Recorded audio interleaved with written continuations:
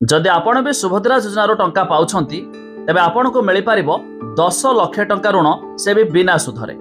एने राज्य सरकार तरफ आसीगला एक बड़ घोषणा जहां में भिडियो रे जानिबा शेष पर्यंत देखंतु।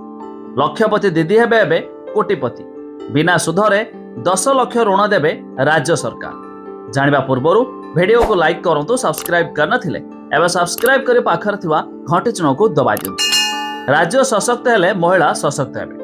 लक्षपति दीदी को कोटिपति दीदी करिवे राज्य सरकार। बिना सुधरे 10 लाख टंकार ऋण जुगाई देबे। सरकार जो आर्थिक सहयोग देउछंती ताको बैंक सह संयोग कराजिबो। वर्षे भितरे लक्षपति दीदी को कोटिपति दीदी कराइबाकू गुरुत्व दैछंती सरकार। जो माने लक्षपति दीदी होई सारलेनी और जदि एसएचजी सह जुड़ी अछंती सेमाने शुद्ध छाड़ कराजिबो। तबे एही परिप्रेक्षी उपमुख्यमंत्री प्रभाती परिडा सुभद्रा भौणीक सह आलोचना करिसंती। सफल सुभद्रा भौणी को सेमानक कहानी विभाग को चिठी लिखि पठाइबाकू कहिसंती।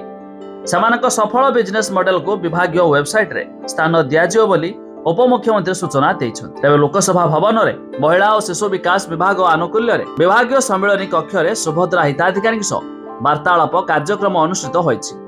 तबे एही अवसर रे उपमुख्यमंत्री समस्त जिलार सुभद्रा भौणीक सह आभासी माध्यम रे कथा होइथिले।